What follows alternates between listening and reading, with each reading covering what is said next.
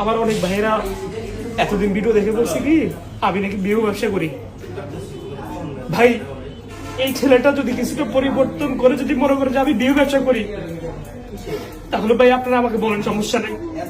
কিন্তু আমি বলবো আপনারা আমার জন্য দোয়া করবেন, যাতে করে এরকম ছেলেদেরকে আমি কমলাপুর থেকে মানে এরকম জায়গা থেকে যেন নিয়ে আসতে পারে। এটার জন্য একটু দোয়া চাই আপনাদের কাছে, আর কিছু চাই না। কারণ ওদের দুইজনের কান্না নিয়ে ভাই বিশেষ করে আমি কান্না থামাইতে পারতেছি না।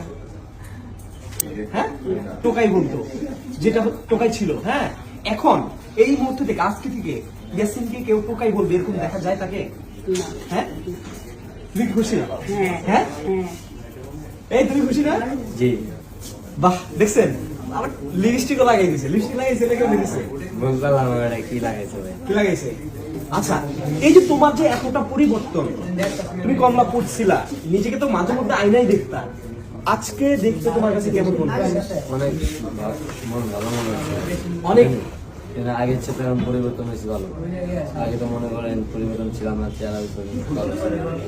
ওই ঘুমাইলে ঘুমাইতাম ওই জায়গায় সাথে করে যেতাম, সাথে করে কখনো কি স্বপ্ন দেখেছিলা যে এরকম একটা দিন আসবে?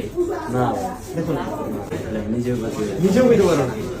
এই যে এই মানুষটা যখন তোমার পাশে এসে দাঁড়িয়েছে, এরপর থেকে তোমার জীবনে পরিবর্তন শুরু হয়েছে নাকি?